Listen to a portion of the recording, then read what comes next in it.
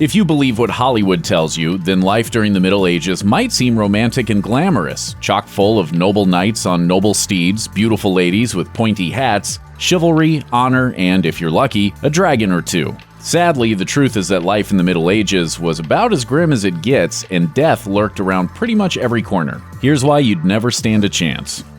Grief is awful no matter what form it takes, but the passing of a child can be an unspeakably tragic turn of events. Luckily, we in the West are far less likely to experience this. In America, infant mortality is only around 0.006%, and that rate drops once kids leave infancy. Mortality for children between the ages of 1 and 4 is around 0.0002%, and for kids aged 5 to 14, it's around 0.0001%. Now compare that to childhood mortality in the Middle Ages. According to Representing Childhood, exact figures are impossible to come by, but estimates place the medieval infant mortality at around 25%. That means 1 out of every 4 babies born during that time period wouldn't make it past their first year of life. The odds went up a bit for children who made it to toddlerhood. Kids between the ages of 1 and 4 had a mortality rate of around 12.5%. If they made it to 5, then things looked better, as the mortality rate for kids between the ages of 5 and 9 was only about 6%. Still, that was far worse than even the highest mortality rate for infants in modern America.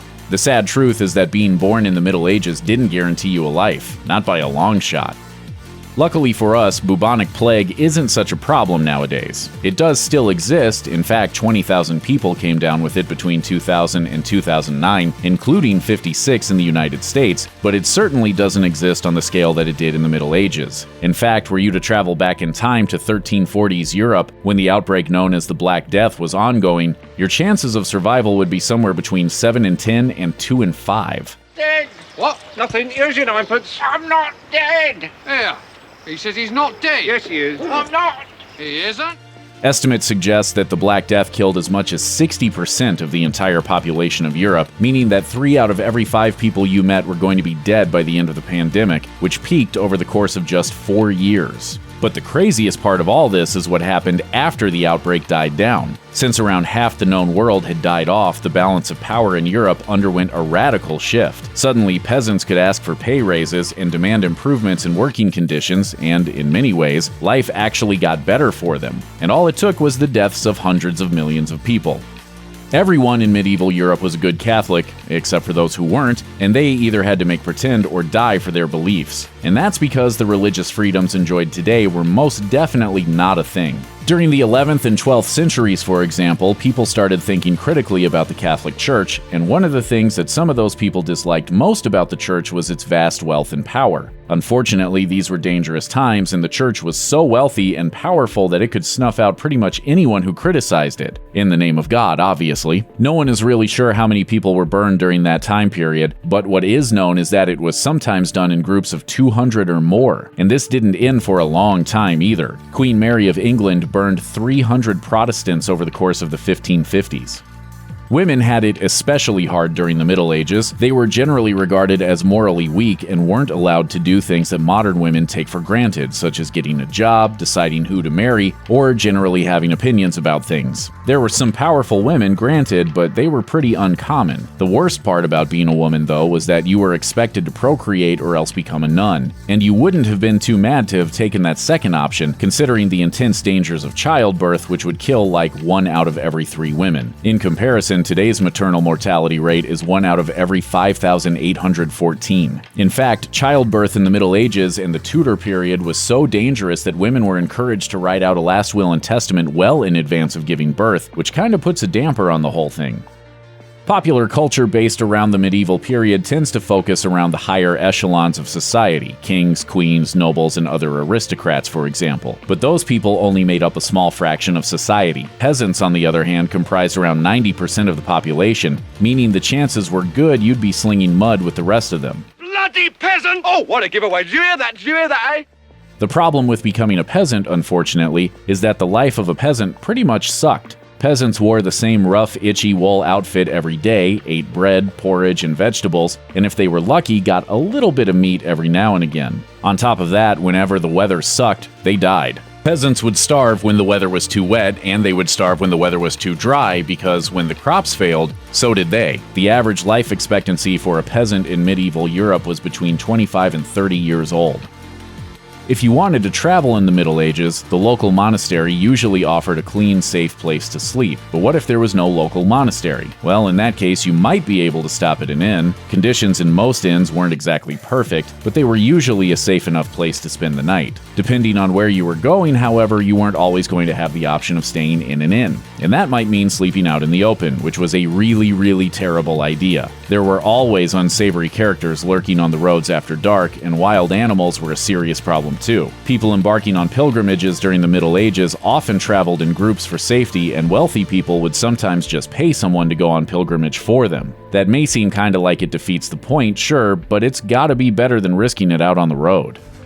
Many of history's wars have been fought for pretty silly reasons, and the Middle Ages were no different. Many of them, of course, were fought to decide which aristocrat or royal was going to end up sitting on the throne. But even though these were faraway disputes contested between people you'd probably never even seen before, you'd still be the one dying for them. It wasn't all bad, though. In many cases, if you weren't killed within the first 40 days, you could go back home to your family. That's because it was bad business to draft all the peasants into service at the same time. With no one around to take care of the farms, the kingdom would lose money, and then it wouldn't be able to afford the war in the first place. Noblemen died in war too, of course. Before 1550, roughly 30% of them could expect to perish in some battle or another. But as for the peasants, well, no one really knows, because peasant deaths were considered so inconsequential that no one ever actually counted them. It didn't help that defeat in battle often meant the systematic slaughter of the losing side, which would have been mostly made up of commoners. Not a good time to be a peasant or a soldier, that's for sure, and most of the time being one meant being the other. In the UK today, there are no capital crimes at all because they abolished the death penalty back in 1965. But long before that, medieval England was really big on executing people. During the Middle Ages, there were 50 capital crimes on the books, which included not just treason and various forms of murder, but lesser things like poaching, robbery, and forgery. Weirdly, however, this is one of those rare instances where you'd actually be better off in the Middle Ages than you would be a little later on in history. Sure, there are no capital crimes in the UK today, but by the 1600s, the number of crimes you could be officially executed for rose to around 200, and included things like petty theft, damaging Westminster Bridge, and cutting down a sapling. Although it's worth pointing out that the so-called Bloody Code of that time period actually resulted in fewer executions, probably because juries were reluctant to sentence people to death for such minor offenses. Still, you wouldn't want to risk it, would you? Most medieval people may have been illiterate, but that doesn't mean they were stupid. Everything you've heard about how people in the Middle Ages covered the taste of rotten meat with heavy spices isn't actually true. Spices were expensive, and anyone who could afford them could also afford to throw out any meat that had gone bad. In fact, for the most part, people knew how to preserve food. They salted, smoked, dried, and pickled it, and there doesn't seem to have ever been a rash of people dying because they were eating bad meat. There were other dangers lurking in the food, though. If you were rich, you probably owned a nice set of fancy glazed dishes which were full of lead and other heavy metals like mercury. But when you filled your plates and bowls up with salty or acidic foods, the glaze would start to break down and those metals would leach into your food. So members of the upper class were slowly poisoning themselves as they dined on their luxury dishware. Meanwhile, bakers sometimes made bread from rye infected with a fungus called Claviceps purpurea, and that could cause an outbreak of an illness that modern medicine knows as ergotism. The infection caused hallucinations, convulsions, a burning sensation in the limbs, and sometimes even blackened body parts that would eventually just fall off. Every meal was a gamble. Getting sick during the Middle Ages was even more of a nightmare than it is today. There were no antibiotics, no chemotherapy, and physicians didn't wash their hands in between patients. The things doctors did know were mostly wrong and almost always totally useless from a medical perspective. A sick person could be diagnosed with the help of an astrological chart, for example, and treatment might include bloodletting, purging, or trepanning, which was the practice of drilling a hole in the skull to relieve pressure in the brain. Unsurprisingly, these treatments not only rarely worked, but sometimes even hastened a patient's death. Still, the practice of bloodletting persisted for a long time. In fact, there's still debate on whether George Washington was killed by strep throat or by the aggressive bloodletting doctors used to treat the condition. If you somehow managed to escape all those other dangers, you'd still be left with one very harsh truth. The medieval period was very, very violent. In fact, according to History Extra, murder in medieval England was around 10 times more common than it is today. And there's a reason the men had it so much worse than the women. Life expectancy for women in the Middle Ages was actually considerably better than it was for men, despite the fact that they frequently ran the risk of dying in childbirth. On average, a woman could expect to live about 9.4 years longer than her male counterparts, and that was mostly because of the constant violence that existed between men. Roughly 46% of all deaths in men ages 15 and above were caused by violence, so a man living in medieval England had a roughly 1 in 2 chance of meeting a bloody end. All in all, those really aren't great odds. The Crusades were a pretty violent time for Europe and the Middle East. Tragically, though, the violence isn't the only thing that would kill you if you lived during that era. Here's why you would never survive the Crusades. Let's say you embark on the First Crusade in 1096. The Pope has promised that if you die in combat, all your sins will be forgiven and you'll go to heaven. If you're a knight, that's very convenient because you also fight in non-holy wars, which are considered sinful. Plus, if you don't fight, you'll be branded a coward. If you're a peasant, you're worried about going to hell not for who you fight, but for what you eat. According to National Geographic, famine ravaged France before the Crusades, killing thousands of peasants. Many of those peasants resorted to cannibalism as they embarked on an unorganized crusade that was easily defeated by Turkish forces. A second, more successful group of crusaders also struggled with hunger. As the Telegraph explained, 4,500 knights were joined by 35,000 people fleeing famine and poverty without weapons or even shoes. It would take 3 years to reach Jerusalem, and if you didn't die on the way, you still had to scrounge for food. According to eyewitness accounts, Crusader cannibalism was so rampant that they were seen placing body parts on spits out in the open. Summer in the Holy Land was hell during the Crusades. According to the World of the Crusades, a daily life encyclopedia, the normal heat of the season was made worse by the medieval warm period that scorched the area from about 950 to 1250. That time span covers the 1st through 6th Crusades and part of the 7th. Along with the heat wave came lethal thirst that killed many crusaders along the way. And even if you could manage to find water, your enemies might take it before you could. Perhaps the best example of weaponized dehydration occurred in 1187, when the Sultan Saladin defeated King Guy in the Battle of Hattin. Saladin lured Guy's army away from a water source that gave the king a distinct advantage. The Crusaders withered in the sun, and Saladin's troops cranked up the heat. Guy's incredibly thirsty men couldn't fight back effectively. Saladin went on to retake Jerusalem from Christian control, setting the stage for the Third Crusade. Stifling heat turned the Holy Land into a dry, blistering hellscape in the summer for much of the Crusades. However, winter was often just as bad. Men and women alike died from exposure to snow, ice, days of heavy rain, vicious wind, and lethal hail. Because of the mountainous terrain, torrents of water would wash away men and animals. When Richard the Lionheart's army traveled to Ascalon during the Third Crusade, they braved downpours, hailstorms, and floods. All that water ruined food rations, and crusaders sank into soaked ground. If you traveled by sea, you might avoid the mud, but the Mediterranean Sea was just as dangerous. Crusaders traveling by boat risked sinking in a massive storm or having their ship smashed against rocks. If you managed to get to the Crusades without dying along the way, and you didn't die in battle, then the doctor tending to your wounds might kill you. After all, the Crusades took place during the Middle Ages, when medicine was still very crude. This was a time when infant mortality was sky high, mothers consistently died during childbirth, and doctors treated mental illness through barbaric methods. Battlefield medicine was especially rough. According to NBC News, a doctor at a Crusader hospital once amputated a fighter's leg because of a small infected wound. That patient died.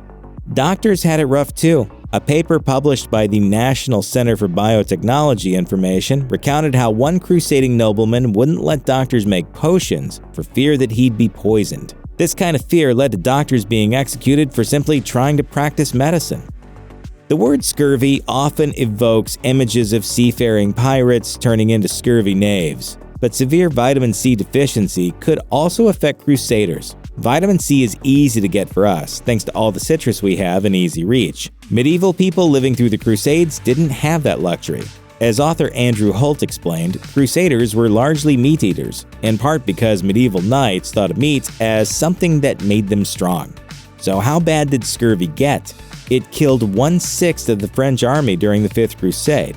According to the book Plagues in Boxes, Crusaders laying siege to the Egyptian port of Damietta in 1218 suffered everything from severe pain in their feet to swollen gums to loose teeth and blackened shins. One of the defining diseases of the Crusades was dysentery, which is basically parasite-induced super diarrhea. That illness killed King John and countless soldiers across history's wars. Crusaders may have contracted dysentery by drinking water tainted with human waste. Perhaps the most famous case of the disease happened in the Seventh Crusade, when dysentery devastated much of Louis IX's army and afflicted Louis himself. In the spring of 1138, the Syrian city of Aleppo faced a siege. In the fall, after that siege was abandoned, it faced something far worse. In October of that year, a massive earthquake reduced parts of the city to rubble. According to Britannica.com, the quake leveled the citadel, killing hundreds. It also wrecked surrounding towns, destroying a Crusader fortress and a Muslim fort. An estimated 230,000 people died in the disaster. Earthquakes were a bigger problem during the time of the Crusades than you might think. In addition to dealing with dehydration, starvation, sickness, or arrows to the spleen, you also had to worry about the ground shaking beneath your feet. According to the book Medicine in the Crusades, more than a dozen earthquakes may have occurred in the era of the Frankish Crusader states, which were situated along the Dead Sea Fault system. Another powerful quake rocked Antioch in 1115, collapsing walls and scaring people so much that some of them jumped off buildings. During medieval times, crimes usually had cruel punishments. Depending on what crimes you committed, you could be boiled, stoned, impaled, beheaded, roasted, or killed in some other awful way. A Gizmodo article pointed out that protections for accused criminals basically didn't exist, and using brutal torture to force confessions was encouraged. Unfortunately for everyone living back then, the Crusades made all of this worse. According to the Encyclopedia of Violence, Peace, and Conflict, Christians associated homosexuality with Islam, and homosexuals could be burned at the stake in the time of the Crusades. The Crusades also fostered animosity toward Jews, heretics, lepers, the poor, and moneylenders. In 1275, King Edward I of England established the Statute of Jewry, which plunged Jews into poverty. In 1290, Edward exiled 3,000 Jews, some of which died after a ship's captain left them to drown on a sandbank. Even if you're not a Christian, you might assume that being one would generally align you with the Crusaders. The truth is that all depends on what brand of Christianity you believe. After all, the Crusades took place before the Protestant Reformation paved the way for non-Catholic Christians to thrive. Depending on what stage of the Crusades you lived in, deviating from the Catholic Church's teachings might have gotten you killed. According to Britannica.com, the 12th century saw a large expansion in what Crusaders aimed to achieve. Instead of focusing only on the Holy Land, they also set their sights on souls in Europe. Christians who didn't strictly adhere to Roman Catholicism were considered a threat that was possibly more dangerous than Muslims, because they represented a threat from within. In France, tensions over religion culminated in the Albigensian Crusade, which saw the Catholic faction of the north declare war on the Cathari in the south. The Cathari had unorthodox beliefs, so Crusaders slaughtered them by the thousands and burned them on giant pyres. Catholics living in southern France became collateral damage in this slaughter. The Albigensian Crusade also laid the groundwork for the Spanish Inquisition that would come later. I didn't expect a kind of Spanish Inquisition. Nobody expects the Spanish Inquisition. If you were Jewish during the Crusades, many Christian warriors considered you just as much an enemy as the Muslims they planned to fight. The Jewish Virtual Library explained that Christians viewed Jews as murderers of Christ, and some used the Crusades as an opportunity to get revenge. This was especially true of the First and Third Crusades.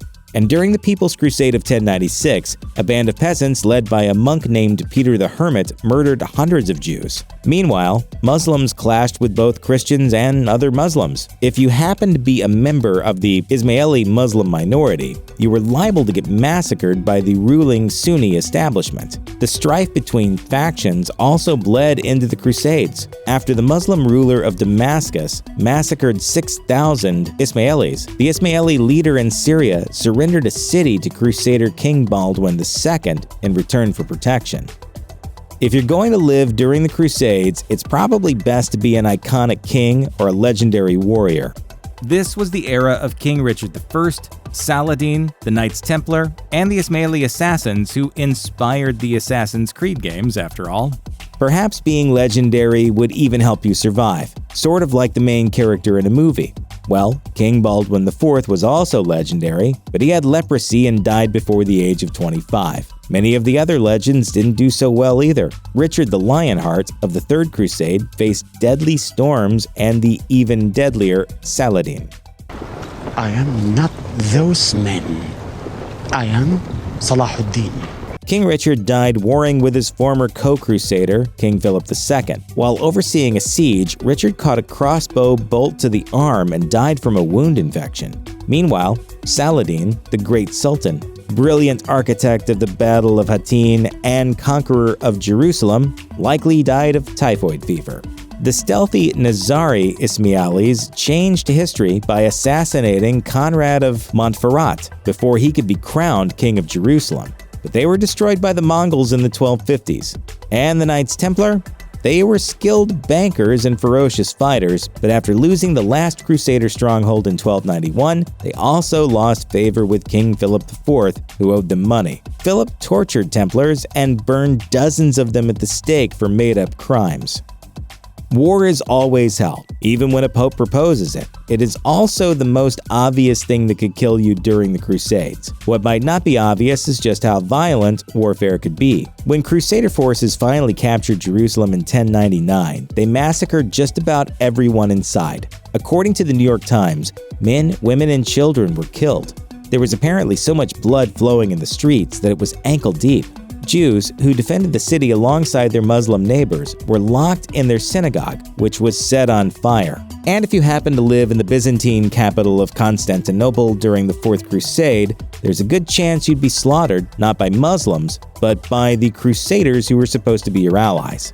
According to the Ancient History Encyclopedia, deep distrust and religious tensions between Holy Roman and Byzantine empires led Crusaders to sack Constantinople, looting and murdering as they went. The bloodshed was so intense that it was said the blood flowed through the streets of the city like a river for days. With holy wars like that, you wouldn't need an actual hell to punish you for your sins. You'd already be living in hell, and probably dying in it. Today we remember Joan of Arc mostly from novels and bad movies. We boil her down to this. Joan of Arc was a rare female military leader. She talked to God, she was burned at the stake, and she looked good in shiny armor. But there's a lot more to Joan of Arc than what you remember from your middle school history textbooks. That's not even her name.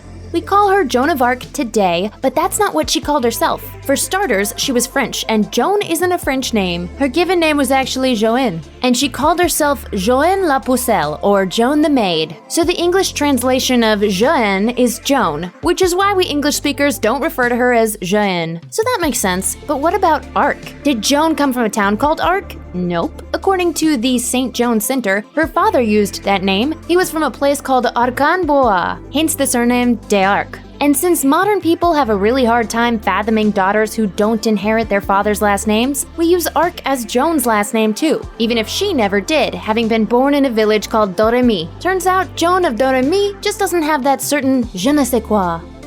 Divine visions or schizophrenia?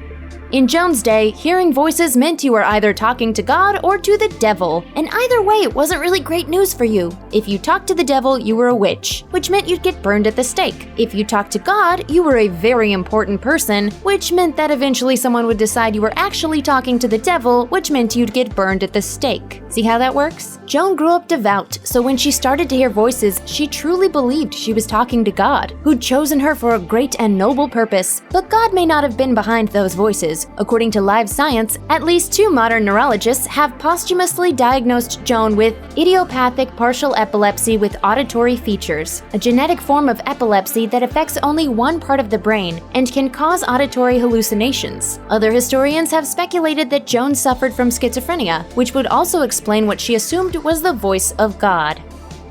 Her family wasn't poor. Joan of Arc is often portrayed as the definitive underdog, a peasant girl who became a great military leader and champion for France. That might make a great morale-boosting story to tell around the fire, but it's not quite the whole truth. According to author Ronald Gower, there's evidence that Joan's family was not actually poor. After her death, neighbors testified that her family owned land, specifically 20 acres, including farmland, meadow, and forest. They also had money stashed away for emergencies, which is a lot more than many modern families have. In fact, Joan's family doesn't appear to have been suffering at all. Their annual income was said to be the equivalent of roughly £200, which was kind of a lot of money in those days, or at least enough to live comfortably. More a figurehead than a soldier.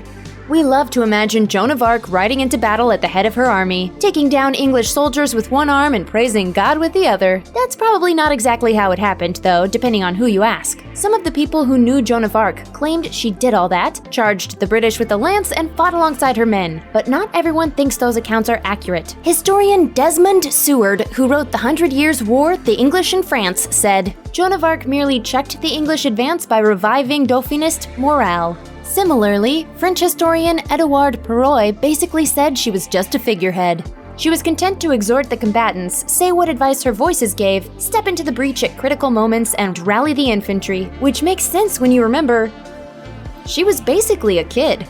Joan of Arc was a heroine, a leader, and an inspirational figure, so it's easy to forget that she was just a child when she accomplished all that she did. According to National Geographic, at the age of 16, she made the journey to Chinon to tell Charles of Valois, the son of the deceased King Charles VI, that God wanted her to help liberate France from its enemies. Unsurprisingly, people needed some convincing. Joan was sent away before meeting Charles, but she returned the following year, still hoping she could reach Charles and make him listen. He did listen, and then he gave her a suit of armor, a sword, and a horse, and sent her off to the front lines. The rest, as they say, is history, literally. Her clothing got her killed. When Joan of Arc was captured in 1430, the English charged her with a bunch of seriously lame crimes that we would never dream of charging anyone with today, including witchcraft, heresy, and cross-dressing. Then came a long trial that would have been humiliating except for the part where Joan was so well-spoken and clever that her inquisitors decided to make her public trial a private one because she was making them all look stupid. After that, Joan was forced to sign a document denying that her visions were real and agreeing not to wear men's clothing anymore. Because remember, that last bit was super important. According to Mental Floss, once her life imprisonment sentence was handed down, she went back to wearing men's clothing again. She told interrogators that she did so to better protect herself from harassment from the guards. She also told interrogators she wasn't being totally honest when she said she didn't really hear voices, and though that certainly contributed to her ultimate fate, it seems the cross-dressing was what set everyone off again. So then the bishop in charge decided she was a relapsed heretic, and she was sentenced to death by burning at the stake. Everybody knows the Vikings were no saints. For hundreds of years, they plundered and pillaged across Europe and beyond. But it's sometimes easy to forget just how twisted they really were. These are the most messed up things that happened during the Viking Age. The Vikings are probably best known for their prowess as sailors, but one of the grim benefits of their ability to travel fast and far was the huge network they set up to buy, sell, and capture slaves. According to National Geographic, the entire Viking economy was built on the slave trade, and a disturbing discovery made in the 1980s helped confirm that they kept slaves for themselves and even sacrificed them on the deaths of their masters. In 2014, the University of Oslo published its archaeological findings about a site in Flagstad, Norway in the Journal of Archaeological Science. The burial ground dated to sometime late in the Iron Age, between 550 and 1030, and 10 people were buried there. 3 were alone, but there were 2 double burials and 1 triple burial, and the remains of 4 skeletons were missing their heads. This isn't the only place where headless corpses have been found buried alongside other Viking remains, and it's evidence of a practice written about in the Icelandic sagas, burying sacrificed slaves with their dead masters. Before burial, the slaves are decapitated, done to differentiate between different social classes, then left in the grave as grave gifts for the slave owners. Ah, now we see the violence inherent in the system. Contemporary sources tell us about sacrifices made by the Vikings to Odin, like the 99 people, horses, dogs, and hawks that were sacrificed every 9 years. Other stories suggest that Vikings assembled at Uppsala every 9 years to make sure they were still in good with the gods by sacrificing humans, horses, and dogs in sets of 9, then hanging them from the trees of the Holy Grove. Whether that story is true or just anti-Viking propaganda is contested among historians, but the National Museum of Denmark suggests that it's at least partially true. Evidence for this appeared when archaeologists excavated a sacrificial site at Trelleborg and found a well filled with animal bones and the skeletons of at least 5 human sacrifices. 4 of those people were children between the ages of 4 and 7. And that's not all. According to historian Harry Brown, all that pop culture nonsense about willing sacrifices is nonsense. Brown says there are no actual sources that mention the sacrifices being willing participants. In fact, it's probably quite the opposite. Ibn Fadlan, writing in the 10th century, told the tale of a slave girl who tried to back out of being a sacrifice. Instead of being freed, she was dragged to her execution, a death that only finally came after she was assaulted by 6 different men. Sadly for the Vikings, you can't be a ruthless marauder without having to face some consequences. In 2010, British archaeologists uncovered evidence of some pretty grisly events that found the Vikings on the receiving end of some hardcore Anglo-Saxon justice. Researchers from Oxford Archaeology excavated a site just outside Weymouth and found that the 55 Vikings buried in the mass grave weren't just executed, they were mutilated too. Reconstructing the scene, archaeologists say the men were forced to strip, then decapitated with blows from the front to ensure they could see it coming. Their faces and right ears also show extensive damage. These finds were likely the remains of the St. Brice's Day massacre, which happened on November 13, 1002 by order of England's King Ethelred the Unready. By that time, the English had been paying the Vikings to leave them alone, even as they continued to raid and pillage. Ethelred soon lost his patience and ordered a massacre of any Vikings his men could get their hands on. It's unclear how many died, but the Danish king Svein Forkbeard was beset with grief over the execution of his sister and her child, and the Anglo-Saxons ended up answering for their actions by 1013 when Forkbeard unleashed holy hell on England.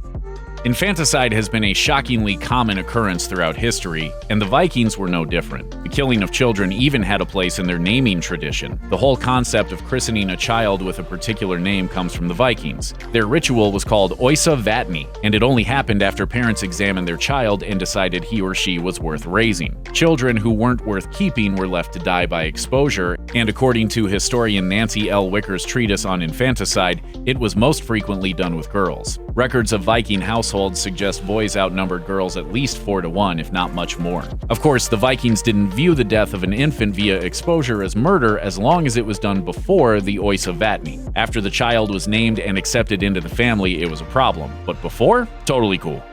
Viking longhouses were pretty nifty places. After all, who wouldn't want one in their backyard for barbecuing meats and drinking lots of mead? There's a catch, though. One that became painfully clear when researchers from Denmark's Aarhus University built their longhouse replicas, lit some fires, then tested the air. The houses were as authentically Viking as they could get, made with wattle and daub walls and thatching. They lit fires in the center of each house and monitored interior conditions for 15 weeks of winter. When they compared their findings to what the World Health Organization deems safe, they found those cool Viking longhouses were constructed in a way that encouraged the collection of fine particles, nitrogen dioxide, and carbon monoxide. You know, the stuff we make special detectors to warn us about so we don't die snoring. While there was a hole in the roof for smoke, not all the smoke actually dissipated. That same roof design trapped a lot of it, and once it cooled, all the nastiness in the air dropped to ground level. They say short-term exposure wasn't too dangerous, but long-term exposure, like Viking women and children would have had, leads to things like respiratory infections, bronchitis, cerebrovascular disease, and cancer.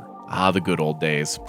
You probably thought hanging, drawing, and quartering was pretty messed up, but this particular form of punishment makes it look like a walk in the park. Vikings have long been famous for the blood eagle, which might sound all regal and super cool, but don't let the name lull you into a false sense of security. The blood eagle execution basically involved carving up someone's body to make it look like an eagle, wings and all, and if you're having trouble imagining that, just picture what would have to be done to your rib cage in order to make it resemble wings. After your ribs were hacked apart, your executioners would pour a salt solution into your wound, and then they would pull out your lungs and arrange them over your ribs.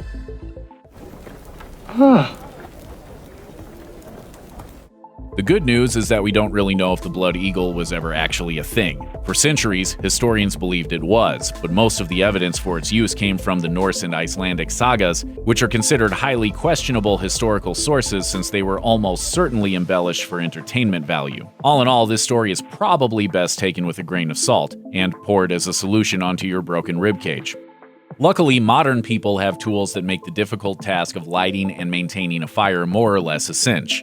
The Vikings had their own way of doing this too, though it's a little grosser than just gathering logs and squirting lighter fluid. The Viking method of fire starting involved a nifty little homemade tool that they could carry around with them, making it possible to start a fire pretty much anywhere. The tool was made from a fungus called touchwood, which grows on the bark of beech and oak trees. The Vikings would harvest it and then beat and burn it until it was flat and thin like a piece of felt. Then, of course, they would boil it in human urine. Why did they do this? Because urine contained sodium nitrate, which turned the touchwood felt into something that would smolder instead of burn. They would take this tool wherever they needed to go and use it to build fires and roast meat over the urine-fueled flames. Horses were extremely valuable during the Middle Ages. People depended on them for transportation, warfare, and to generally make themselves look cool while cantering across the grassy hillside. The Vikings, however, saw them as little more than an expendable resource. According to the National Museum of Denmark, horses were frequent victims of the infamous blot sacrifice, which basically involved spraying anything in sight with the blood of a number of unfortunate animals, and horses in particular. Participants would collect the blood in large bowls and then use twigs to splatter it all over the walls, the altars, and the people. Afterwards, everyone would have a fine meal of horse meat, so at least nothing went to waste. Now, it is true that a sacrifice was believed to have the greatest effectiveness when the thing being sacrificed had value. Otherwise, it wouldn't really be a sacrifice. So horses must have been valued in that sense, but that didn't stop the Vikings doing some seriously callous stuff with them, like pitting two stallions against each other for sport and betting on which one would kill the other. Being a Viking had its perks. If you didn't die, you got to loot and pillage at will, and if you did die, then you got to go to Valhalla and hang out with Thor, which honestly sounds like quite good fun. But for everyone else, it was absolutely terrifying, and when you knew that the Vikings were on their way, you really only had one rational option: run away. Sometimes, however, people tried other things. In fact, the Vikings had such a terrifying reputation that one group of nuns living in a Scottish convent decided that they'd better just go ahead and disfigure themselves rather than face a defiling at the hands of the invading Viking force. So instead of running, they cut off their noses and their upper lips. When the Vikings arrived, they were sufficiently put off by the horrible scene, but were also so enraged that they decided to burn down the convent and everyone in it. Because we are Vikings. When you think of Vikings, you likely think of Odin, Valhalla, and Thor. And the one thing that probably doesn't come to mind is Christmas. But Christian Vikings did exist. They appeared much later in the Viking Age, but eventually Christianity did come to Norway, and the Norse people decided to turn their winter solstice celebration into a Christmas celebration. They were still basically Vikings at heart, though, so it's not like they changed their ways overnight. To begin with, the Viking Christmas was pretty much all about getting drunk. In fact, the Christian Vikings were so serious about their holiday parties that King Haakon the Good decreed that not only did his people have to brew beer, especially for the season, they had to drink it too. And if they didn't, then they were subject to fines and loss of property, which frankly doesn't exactly sound awful, unless you had to pillage in the morning. In medieval England, things such as bloodletting, public shaming and punishment, barbers as doctors, and much more were common. But that's only the tip of the iceberg. Let's explore several creepy things that were considered normal in medieval England. Bread might seem like the most boring, inoffensive thing on the planet, but throughout the Middle Ages and across Europe, each bite brought with it the potential for serious illness. The culprit was a fungus called ergot. Grains infected with it were unknowingly made into bread, and anyone unfortunate enough to get a loaf would soon descend into madness. The physical symptoms were easy to see, and the most drastic were arms and legs that would go gangrenous. But then there were also the hallucinations. A burning sensation led to the disease being called St. Anthony's Fire, and there are stories of entire communities affected by the fungus, with scores of them cutting off their limbs to try to stop the burning. And it was very common, particularly in the damp, cool areas of Europe. Many believe the illness was a sign from the divine. This is especially because of the whole burning in hellfire thing. And religious orders devoted to St. Anthony set up hospitals to care for the afflicted. A 15th century amulet found in North Lincolnshire suggests that St. Anthony was regularly invoked by people hopeful for his protection. Because no one wants to be in so much pain that cutting off their arms and legs seems like the only solution. There's an oft-repeated rumor that people in the Middle Ages didn't bathe, but that's not true. Historians have found scores of medieval texts that refer to the importance of cleanliness. It is next to godliness, after all. And the people of medieval England were a religious sort. It was widely known how important it was to be clean, but actually taking a bath was complicated. There weren't many people who had a bath in their own home, so communal baths were a huge deal. In the part of London called Southwark, there were 18 bathing houses, and here's where it gets weird. Since bathhouses were co-ed, it wasn't long before they got a reputation as places someone could get a little more than just a bath. Those Southwark bathhouses, for example, became brothels known as the Stews. It was widely accepted that if you were heading to the bathhouse to get cleaned up after a long day in the fields, you were highly likely to see more than you bargained for. The medieval church took an if you can't beat 'em, join 'em sort of stance, and by the 15th century, the Bishop of Winchester was profiting nicely from a series of statutes he had drawn up to oversee the sex workers that were plying their trade at the Southwark Stews. In the 21st century, kids are staying with their parents for much longer than had previously been the norm. Ma'am? Yes, hon. More Hot Pockets! Right away, hon. Take medieval England as an example, as told through a letter sent from a Venetian who was shocked at what he found in England. He wrote that kids were kept in their parents' home only until the age of 7 or 9 before they were sent to hard service in the houses of other people, binding them generally for another 7 or 9 years. That was across the board, rich or poor, boys and girls. Now, just imagine waving goodbye to your first grader and wishing them all the best of luck in life. Historians suggest that the ages of 7 and 9 weren't absolutes, and many kids ended up staying with their parents until they were somewhere between 10 and 14. The aforementioned Venetian indicated that a lot of it had to do with having fewer mouths to feed at home. It was also done to give kids a chance to learn a trade beyond what their parents could teach them. Still, given that most kids were illiterate at that age and time, even if they just went to the next town over, it was almost a guarantee they'd have next to no contact with their parents. People always loved pointing out the flaws and mistakes of others, and in medieval England, they didn't have social media as a platform for that. Instead, they held shaming parades. The idea of public shaming wasn't just popular for hundreds of years, it was pretty creative too. The specific punishments were often based on the crime. A tavern owner who was found selling bad booze might be forced to drink it before he was paraded through the streets. And then there are the examples that were made of pig thieves. They were escorted through the city with a dead pig hanging from their necks and a crown of pig's feet on their heads. The idea of this kind of public shaming went on for centuries and included devices like the pillory. Use of that particular method of shaming dates back to at least 1318, and it wasn't just a matter of sticking your head and hands through a board and being held there. Sometimes you were nailed there. People absolutely did die. Some were also pelted with stones, broken glass, and even dead cats, while there's a record of others falling through the platform they were standing on and slowly being strangled. No one likes to go to the dentist, but here's a positive thought. At least you didn't live in medieval England. Back then, anyone going to the dentist risked hearing that they suffered from an infection of tooth worms. This weird concept is the belief that there were literal worms living inside a tooth and causing it to decay. Holes and pits in teeth were thought to be caused by a worm that looked something like a miniature eel, and getting rid of it? Instead of just pulling the tooth, a piece in the British Dental Journal suggested that more holistic remedies were favored, and no, that's not better. One way of getting rid of the worm was to take a candle made from sheep's fat and a mix of seeds and burn it as near the tooth as possible.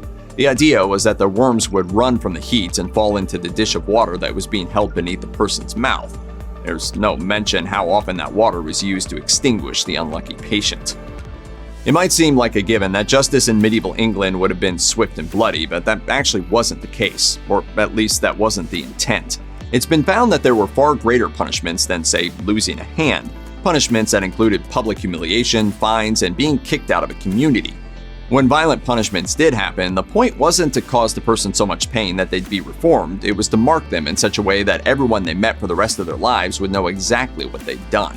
In the early medieval period, the payment for many crimes was religious. A person might fast, for example, and it would be up to God to decide if more punishment needed to be delivered by the divine hand of justice. But later on, it became more common to chop off that hand or foot or just brand a person. Penitent man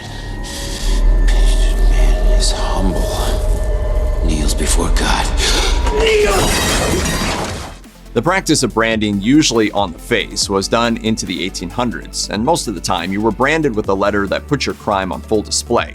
If you were convicted of blasphemy, for example, you might be branded with a B. Once that happened, it didn't matter where you went, everyone knew what you'd done. Being a medieval king might seem like it was the best option for making it through the Middle Ages with a minimal amount of muck, but it turns out that it wasn't all fun and games. Some kings were expected to cure an illness called the King's Evil, and it gets pretty gross. The whole thing started with England's Edward the Confessor, who was king in the mid-11th century. He became known for touching a person suffering from scrofula, the aforementioned King's Evil, and curing them. That wasn't the sort of miracle that anyone was going to let go, so for hundreds of years after, English and French monarchs were responsible for touching sick patients and healing them through what was believed to be an incarnation of the divine. Healing events were seriously large-scale, with one court held by Louis XIV reportedly welcoming around 1,600 people to be touched by the king. It's also worth mentioning exactly what scrofula is and what the monarchs were touching. Scrofula is basically tuberculosis, but outside of the lungs. It manifests with lesions and swelling lymph nodes that can grow to a massive size and begin to leak pus, a little tidbit that's necessary to complete the mental picture. It's important to remember that in the Middle Ages, people got more up close and personal with the dead and dying than their 21st century counterparts ever do. Most people died at home after all, and it was left up to the family to deal with the remains. It's not entirely surprising then to learn that there were a ton of stories about people who believed their loved ones had come back from the dead. While some of the tales are religious or clearly fictional in nature, others aren't. Belief in the revenant, a reanimated corpse, goes back to the early Middle Ages. One tale comes from the hamlet of Drakelow and was recorded by Geoffrey of Burton. Villagers who were convinced that they were being visited by revenants dug up recently buried men and found them suspiciously intact. So they cut off their heads and put them at their feet, removed their hearts, and reburied them. How common was that? It's hard to tell, but when archaeologists excavated a 4th century burial ground in Suffolk, 17 of the 52 bodies had been buried after their heads were removed and placed at their feet. Some things are best left behind closed doors in the privacy of the bathroom, or at best, just discussed between a person and his physician. In medieval England, that idea definitely didn't extend to urine, and that was because of a widespread, long-held belief that the color, consistency, and taste of a person's urine could be examined to diagnose almost anything that ailed them. The practice of diagnosis by urine dates back to at least 100 BCE. That's when it was featured in ancient Sanskrit texts and hung around for a shocking amount of time. Fast forward to the late Middle Ages, and it was so common that people were skipping the professionals and just self-diagnosing. The very wealthy could even do it with the help of books that printed color illustrations of urine bottles and their corresponding diagnosis. The 13th century treatise on urines was exactly what the title suggests. What did it teach? The ideal color was clear, as it meant all systems were working properly. Wine-colored urine, or blue or black, was really bad. That is, unless a person had been dancing too much, then it was to be expected. And if it's green, death was knocking on your door. One of the biggest worries a medieval Londoner might have is whether they're going to heaven or hell.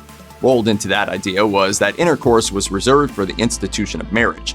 Whoopee out of wedlock was a highway straight to the devil. But marriage was a little complicated. Many times there was no big ceremony, and there certainly wasn't paperwork and filing with various government agencies.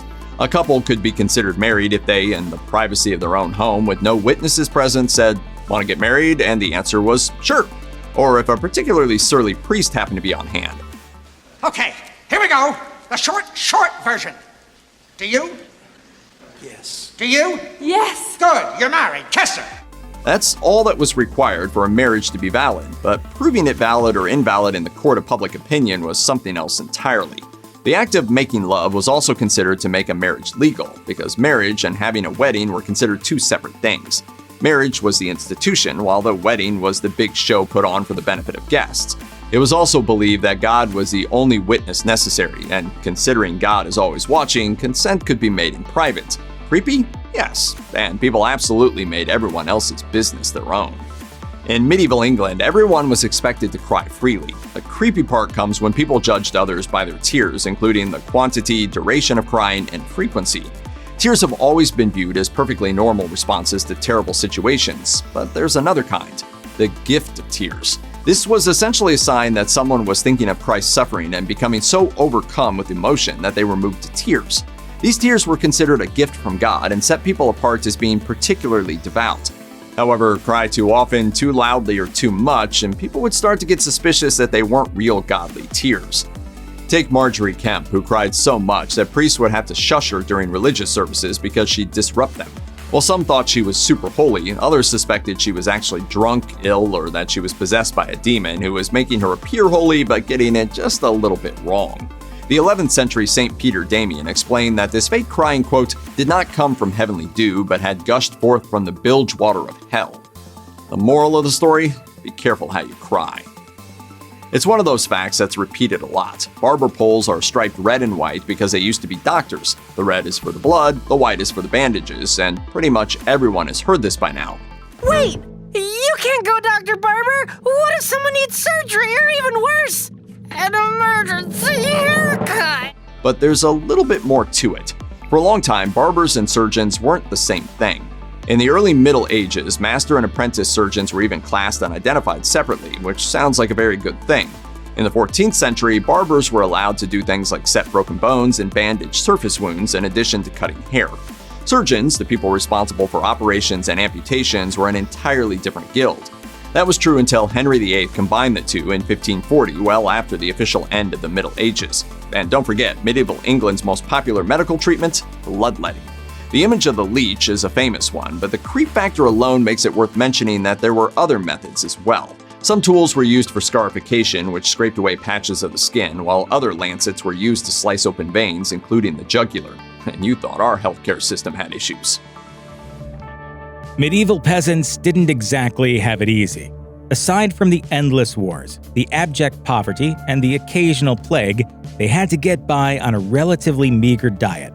But just what did they actually rustle up for dinner? Here's what medieval peasants really ate in a day. Here's a question. How does anyone actually know what peasants ate in the medieval era? After all, it's not like peasants were keeping detailed records of their daily lives. In fact, it's been estimated that even in the later years of the Middle Ages, only around 10% of men and 1% of women were literate. And those that were literate weren't really writing about their breakfast, lunch, or dinner, so researchers have had to get creative. For example, in 2019, a study published in the Journal of Archaeological Science took samples of medieval pottery from West Conton, Northamptonshire, and analyzed the residue left inside. The molecular analysis allowed them to put together a picture of what was cooked inside. What did they find? Well, the staples were meat, mostly sheep and cattle, as well as cabbage stews cooked in the pots over an open hearth. There were also a lot of dairy products, which the study notes were affectionately referred to as white meats of the poor. A few years ago, English Heritage followed a reenactor as she made a traditional medieval stew, and it'll actually look pretty familiar to 21st century cooks. Meat was first browned over an open fire, then transferred to a large dish. Carrots, onions, and any other available veg were added, as well as a little cider. It was sometimes seasoned with whatever herbs could be foraged, then barley was added too, a staple grain in peasant diets. That was then left to cook over an open fire or a hearth. Doesn't sound so awful, does it? It's important to know that there wasn't just one kind of peasant. For example, while many lived in small villages or on farms, as you might expect, others lived in large cities. And according to Radford University anthropology professor Cassidy Yoder, where you lived made a huge difference when it came to what you were eating. Yoder has studied the diets of medieval peasants from 3 places: Ribe, Denmark's largest medieval city, the mid-sized metropolis of Viborg, and a small rural community around a Cistercian monastery. Interestingly, her findings showed that the people with the most varied diet were those who lived near the rural monastery. They didn't have much in the way of meat, but they did eat a variety of cereal grains and vegetables. On the other hand, the peasants of Ribe and Viborg had a more narrow range of foods, but their diets were much higher in meat and protein, mainly a lot of fish, pigs, and cows. Butter has been around for a long time. Well, over 4,000 years, in fact. Take Ireland, a country still known for its butter. Before refrigeration, the ancient Irish had a massive dairy industry and stored butter in containers buried in bogs. Surviving samples have been found dating back to 1700 BC and can even still be edible if you're brave enough. You must not partake of the sacred butter that was gifted to the gods of yore. Fast forward to the Middle Ages, and butter was still extremely important to every social class. While it was a treat for some, it was a necessity for others, as it helped stave off malnutrition. That was especially true for the penitents, those who kept a strict bread and water diet to demonstrate their faith. Malnutrition and death were widespread among the penitents until church officials started telling of a vision of an angel who had visited a saint praying for guidance. The angel had told them to mix a meal with their butter to make gruel, so that the penitents should not perish. Bottom line, the nobility loved it because of the taste, and the peasants loved it because it was a cheap, widely available source of nutrition. One of the most commonly held assertions about the medieval era is that people tended to drink a lot of beer because it was safer than drinking the water. But that's not actually true, according to food historian Jim Chevalier. Chevalier did his own deep dive into the claim and found that not much of it stands up to scrutiny. For starters, there are a ton of references in medieval texts to people drinking water. They range from one writer's description of water in Italy as clear, without odor, and cold, to excerpts like ones from Gregory of Tours, who wrote in the 6th century about a man arriving in his village and asking for some water. Gregory also writes about hermits drinking from streams and says that water was far from feared. Instead, it was more often linked with holy figures and miraculous cures. And some texts from the 14th century even recommended drinking only water. Some people, such as the Gauls, did prefer to drink water that had been run through a beehive and slightly sweetened.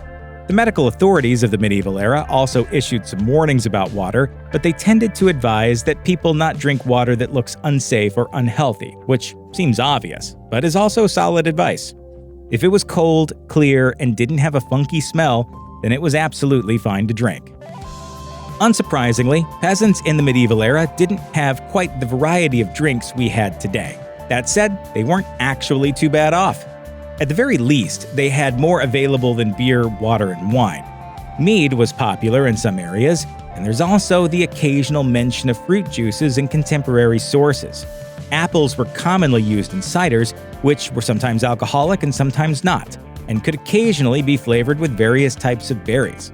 More surprisingly, medieval Franks were also drinking vermouth, as the art of making wine from wormwood had been passed down from Rome. Tonics were also common, especially among monks, as perfectly common natural ingredients could be easily infused into the water. There was also the occasional mention of hot drinks, which were often medicinal and could range from anything like warm goat's milk to teas made from barley, chamomile, and lavender.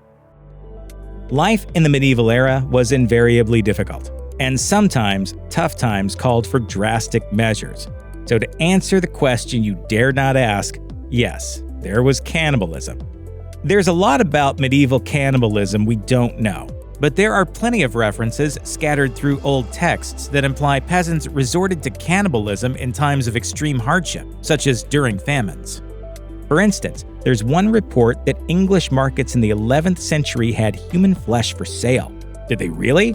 Honestly, it's hard to tell, but we do know that cannibalism during the Crusades was reported in multiple independent sources, giving at least that one some greater credence.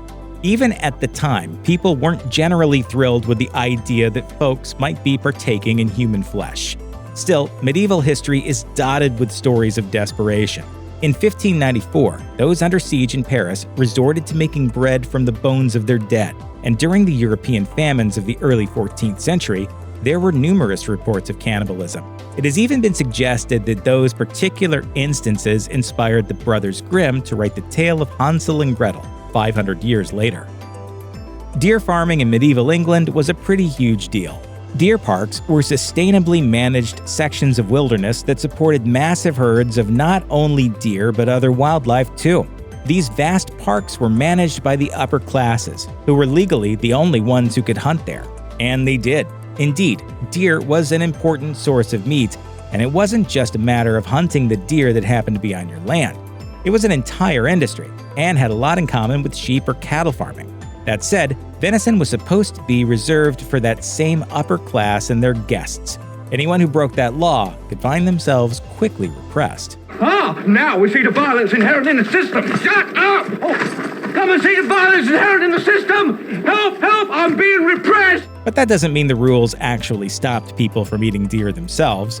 Evidence of poaching has certainly been uncovered, like the cesspit uncovered in northern England in 2008. Excavation of this pit uncovered more than 100 bones, all belonging to fallow deer and dating back to the 15th century. Given the size, they were mostly young animals, which meant they were killed outside of the accepted winter hunting season. Given the lack of meat bones and the presence of more bones like the legs, archaeologists came to the conclusion that it was the work of peasants who had poached the deer, taken the meatiest parts, and buried the evidence in hopes of avoiding the law. Bloody peasant! Oh, what a giveaway. Did you hear that? Did you hear that, eh? That's what I'm on about. Did you see him repressing me? You saw it, didn't you? Luckily, it wasn't all doom and gloom for people in the medieval era, and there was one bright spot in the year. And medieval people didn't just celebrate Christmas either. They celebrated all 12 days between Christmas and Epiphany. During that time, there was usually at least one big Christmas feast, even for the peasants. While they weren't dining on the meat and sweet treats the upper class had, it was still a time to enjoy things that were otherwise in short supply through the winter months. Those typically included foods like salted fish, dried apples, and vegetables such as peas and beans, and meats like bacon and sausage. Depending on where you lived and how amenable your lord was, this was also a time that peasants got a genuine taste of the high life. Leftovers from the manor hall feast were often distributed among the poor, giving them a taste of exotic dishes like peacock, swan, and desserts that had been made with a very rare ingredient indeed: sugar. As historic royal palaces tells us, there's a popular belief that during the medieval era, spices were often used to mask the smell and taste of rotten meat. Makes sense, right? But it's not true. See, there's one big flaw in that tale. During the Middle Ages, spices were well known, but they were also imported from the Far East at a truly massive cost. This means only the very rich could afford them, and not only were the wealthy not eating rotten meat, but they wouldn't have wasted spices on them if they had. People were also quite familiar with the idea that eating bad meat could make you sick, and it wasn't something they would voluntarily do. They may not have known about things like microbes and bacterial contamination, but they knew it was bad to eat something that had gone off. The solution? Peasants would just make sure their meat didn't go bad in the first place, by salting, drying, or smoking it. The peasants in medieval cities in particular had it rough. Many were living in crowded conditions and didn't have access to what they needed to cook their own food, so they relied on what was essentially medieval fast food. What does that mean? Well, there was one area on the Thames, for example, that was essentially a group of shops that were open 24/7 and sold a variety of foodstuffs at all different price points. The urban peasant could expect to find items such as meat pies, pasties, bread, pancakes, hotcakes, wafers, and well, more pies. Why were pies so popular? Because they contained plenty of ingredients in one handy pocket, and could therefore be eaten on the go. But there was a major problem.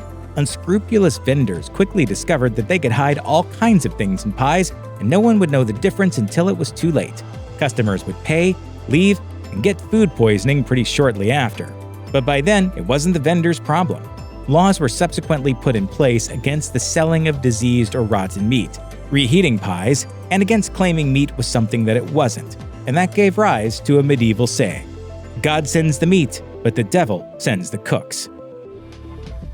Everyone loves the story of Beauty and the Beast. The Disney version of the story was well received enough to become the first animated feature nominated for Best Picture. But some people believe the romantic fable is based in part on a true story, and that story is pretty dark. Pedro Gonzalez was born in Tenerife in 1537, a little more than 40 years after Spain conquered and enslaved the native people. Born with a rare disorder that left him completely covered in hair, Pedro was given as a gift to Henry II, the King of France. According to the Smithsonian, the French believed him to be a true beast and kept him in a cage, feeding him raw meat and animal feed. They also changed his name to the fancy Latin version, Petrus Gonsalvus. Known today as Ambras syndrome, the condition Petrus had is incredibly rare. Thought to affect fewer than 1 in a billion people, there have only been about 50 to 100 cases recorded since the Middle Ages. Though some became famous, such as Shui Mong of Burma, who married into his country's royal family in the 19th century, many were shunned and forced to become circus sideshow performers. And things aren't necessarily much better today. In 2011, 12-year-old Supatra Sasufan was named World's Hairiest Girl by the Guinness Book of World Records, a designation which she noted was a step up from the other names that she's been called, such as Wolf Girl and Monkey Face. As an experiment, King Henry II took Petrus out of his cage, dressed him up in the finest clothes, and began giving him all the same education the nobles of the period got. The boy's fancy education included military training, etiquette, speech, reading, and writing. It turned out he was a prodigy, becoming fluent in 3 languages, including Latin. Petrus became a celebrity with royal dignitaries and ambassadors flocking to meet him. Pleased, Henry promoted him, and Petrus eventually became a highly ranking member of the king's attendants. But he was never truly viewed as an equal at court, something that became clear when the king suddenly died.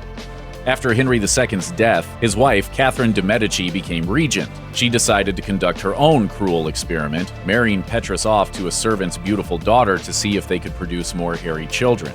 The bride, who was also named Catherine, reportedly didn't know who she was marrying until she arrived at the altar. Catherine and Petrus ended up having 7 children, and 4 of them were indeed afflicted with Ambras syndrome. The queen was delighted, as she now had 4 more people to show off at parties like trained pets. Despite the indignities, there were some perks to living at court, like a home and an income. Those were lost when the queen died in 1589. Petrus and his family were forced to go on the road, visiting places like Bologna, Parma, Ferrara, and Rome. During their travels, the family was treated as a roving curiosity by the noble courts they visited. They were reportedly well compensated to entertain their hosts, but some of the hairy children were still given away to distant rulers, possibly to guarantee their safety and financial future. All of this traveling made the Gonsalves family among the most famous individuals in Europe. They were widely studied by the leading scientific authorities of the day, who treated them with far more respect than the general public, which still viewed the family as little more than savages or even animals. Yet they still became a bit of a cultural sensation, and no wealthy household was complete without a painted portrait of Petrus or one of his famous offspring, which is why so many images of them still exist today. According to History vs. Hollywood, after traveling around Europe for years, the remaining family members settled in Parma, Italy, where they were employed by Duke Ranuccio Farnese. The last mention of Petrus is in 1617 when he attended the christening of one of his grandchildren. There is no record of his death, but there is evidence Catherine died in 1623. And it's also believed that at least one of the hairy Gonsalves daughters married and had her own children. While they were married an estimated 40 years and had 7 children, people still wonder if Catherine and Petrus were actually in love. One hint that they were is in a portrait of the couple, where she has her hand on his shoulder. It's been noted by historians that this gesture was used by painters to show genuine affection between husbands and wives, so it's possible their relationship truly was a worthy basis for the love story in Beauty and the Beast. The Black Death, also known as the Black Plague, was really messed up, and everyone knows it. One of the worst parts had to be, well, the death. And there was a lot of that, but it may not have been the worst part. Here are the most disturbing things about the Black Death. First, it's important to understand exactly how the Black Death kills. According to Real Clear Science, because the plague's bacteria mimics another molecule in the human body, the body doesn't realize something is wrong until the disease has spread to the lymph nodes. Once the bacteria reaches your lungs, the body goes into overdrive, triggers septic shock, and vital organs begin to fail. Historians say the Black Death was likely both strains of plague, bubonic and pneumonic. The pneumonic version is airborne, has a kill rate of almost 100%, and usually kills those who contract it within 24 hours. Alternately, the bubonic plague was spread by fleas from rats and followed a different pattern. An infected person took between 3 to 5 days to show signs of any illness, and another 3 to 5 days to succumb to the disease. According to historians, the 14th century edition of the Black Death killed around 60% of Europe's entire population. Subsequently, areas affected by the plague experienced a massive shortage of laborers and skilled workers. While supply and demand might suggest that able-bodied survivors would benefit from this, the labor shortage only gave the upper class another opportunity to step on the less fortunate. In 1349, English rulers issued an ordinance of laborers, making it illegal for workers to demand higher wages. According to the BBC, the ordinance became law in 1351, and it was quickly followed by other laws designed to help keep the lower classes in their place. In fact, the laws enacted post-plague were so restrictive that they led to the Peasants' Revolt of 1381 and the beheading of the Archbishop of Canterbury, Simon Sudbury. Before the plague swept through Europe, religion was at the center of life. While death was inevitable, it wasn't entirely something to be feared. Scores of faithful Christians believed death was simply a gateway to be passed through on the way to their final heavenly reward. While faith allowed people to take comfort in their eventual mortal end, the spreading plague made many feel as if God had abandoned them all. As the Black Death took its toll, many people began to see death as ugly and irrational rather than as a divine reward for the faithful and devout. Because of this change in the collective mindset, the church began to weaken, as many who had witnessed the Black Death's horrors no longer felt they need to have bishops or priests communicate with God on their behalf. When the Black Death came again in the 17th century, grisly tasks were assigned to townspeople to contain the disease. Women known as searchers were employed by city parishes. They would visit families, examine the dead and the dying, and report back with the names of those who had been infected. The families would then be sealed inside their homes, and a red cross would be painted on the doors of those affected. Each home was also assigned a watcher, whose job was to ensure no goods were passed from the inside to the outside, no one entered the home, and no one left. Finally, people known as corpse bearers would collect bodies at night, loading them onto a cart and wheeling them away to be buried. According to historians, those with the corpse bearer title were largely uneducated, often inebriated, and had a reputation for searching the pockets of the dead before dumping them off in a burial pit. In an attempt to make sense of the sheer amount of mass death and suffering, rumor was spread that the plague was a Jewish conspiracy unleashed upon Christians with hopes of destroying an entire faith. Once it was alleged that a group of Jews had confessed to the plot, a massive campaign of retribution commenced. Hundreds of towns and hamlets were burned to the ground, and thousands of Jews were executed by the angry masses. The slaughter was so widespread and brutal that it would be another 3 centuries before those of the Jewish faith had recovered and rebuilt enough of their culture that they could once again be an active presence in the countries where they lived. Because large-scale death can be almost incomprehensible, individual accounts are so important to understanding what life was like during one of the most terrifying times in history. One chronicler from Florence wrote of carrying the dead to the church, describing deep pits where the poor who had died were stacked on top of each other during the night and covered with dirt in the morning. In another individual account, the great poet and humanist Petrarch recorded the story of his brother, a monk who survived the plague. However, Petrarch still referred to his brother's story as a tragedy, as he was forced to watch every other monk in his monastery die and was burdened with the task of burying their bodies by himself. Brother John Klyn of the Friars Minor in Kilkenny, Ireland, described the horrors he witnessed in one of the country's few complete records from the Black Plague, writing, "I am waiting among the dead for death to come. I have committed to writing what I have truly heard and examined. I leave the parchment for continuing the work, in case anyone should be alive in the future." His chronicle ends there, except for a single line in different handwriting which reads, "Here, it seems, the author died." A volcanic eruption that blocked out the sun, a rampage that wiped out half a kingdom, a plague that killed 50 million people. You think life today is tough? Think again. Keep watching for the very worst of the Dark Ages. Bring out your dead! Bring out your dead! The term bubonic plague is likely to conjure up images of plague doctors wandering the streets of 17th century Europe, but those later outbreaks were actually linked to the one that kicked off in the 6th century. It was known as the Plague of Justinian, after Justinian I, who was the Byzantine emperor when death and disease came to Constantinople in 542. Entire generations were born and died in a world tainted by this pandemic, which didn't end until almost 200 years later in 750 AD. The plague spread so quickly thanks to a perfect storm of conditions, including a cold spell that made food scarce and forced people to travel elsewhere for work. Trade boomed as a result, and plague-infested fleas hitched rides on rats that, in turn, hitched their rides on the boats and carts of trade caravans. By the time the plague had disappeared, it had devastated the population of the known world. The death toll is uncertain, but it's estimated that between 30 and 50 million people lost their lives.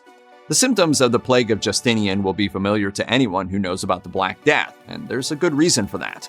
In 2014, a team of researchers discovered that the strains of bacteria that caused these outbreaks weren't just equally deadly, but genetically related too.